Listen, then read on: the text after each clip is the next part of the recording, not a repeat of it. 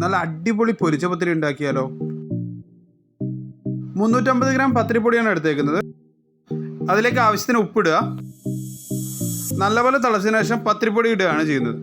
നല്ല നൈസ് പത്തിരിപ്പൊടിയാണ് എടുത്തേക്കുന്നത്. മലബാർ ഏരിയയിലാണ് ഈ പത്തിരി ഏറ്റവും കൂടുതൽ ഫേമസ്. അതിലേക്ക് നമ്മൾ നല്ല ജീരകവും എള്ളും യൂസ് ചെയ്യുന്നുണ്ട്. ചൂടുവെള്ളത്തിൽ കുഴച്ചുകൊണ്ട് തന്നെ അത് നല്ലപോലെ മിക്സ് ചെയ്തെടുക്കുകയാണ് നമ്മൾ ചെയ്യുന്നത്.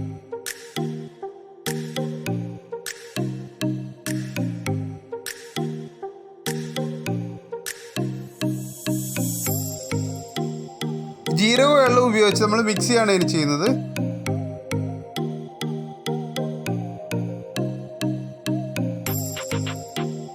നിങ്ങൾക്ക് കണ്ടാൽ മനസ്സിലാവും, നല്ല രീതിയിൽ കുഴച്ചെടുത്തിട്ടുണ്ട്. കട്ടകളൊന്നും ഇല്ലാത്ത രീതിയിൽ നമ്മളത് നല്ല രീതിയിൽ അത് കുഴച്ചെടുത്തിട്ടുണ്ട്. റൗണ്ട് കട്ട് ചെയ്യാൻ വേണ്ടി ഞാനൊരു കപ്പാണ് യൂസ് ചെയ്തിരിക്കുന്നത്.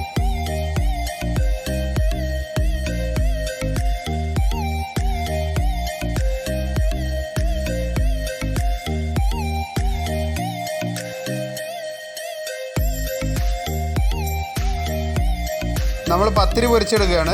നല്ല എണ്ണ ചൂടായതിനു ശേഷം മാത്രമേ ഇടാൻ പാടുള്ളൂ, ഇല്ലെങ്കിൽ എണ്ണ കുടിക്കാനുള്ള സാധ്യത കൂടും.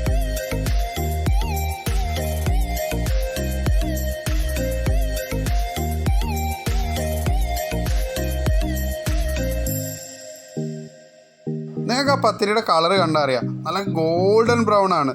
ആ കളറാവുന്നവരെ അത് നല്ലപോലെ കുക്ക് ചെയ്യുക. കുറേ കഷ്ടപ്പാടൊന്നും ഇല്ലാതെ പെട്ടെന്ന് ചെയ്യാൻ പറ്റുന്ന ഒരു റെസിപ്പിയാണ് പൊരിച്ച പത്തിരി എന്നുള്ളത്. ഈ വീഡിയോ നിങ്ങൾക്ക് ഇഷ്ടപ്പെട്ടെന്ന് വിചാരിക്കുന്നു. ഇഷ്ടപ്പെട്ട ലൈക്ക് ചെയ്യുക, ഷെയർ ചെയ്യുക, കമൻറ്റ് ചെയ്യുക.